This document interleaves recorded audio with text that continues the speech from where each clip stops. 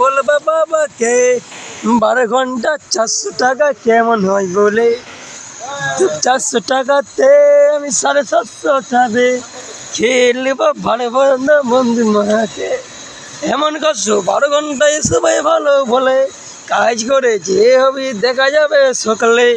12 ঘন্টাতে সবাই বলে ভালো কাজ, বাড়ির লোকে ভালো তোমায় সুখে আছি আজ। 12 ঘন্টাতে আমায় কষ্টতে হয়ে তাও তো আমায় কাজ করে 12 ঘন্টাতে।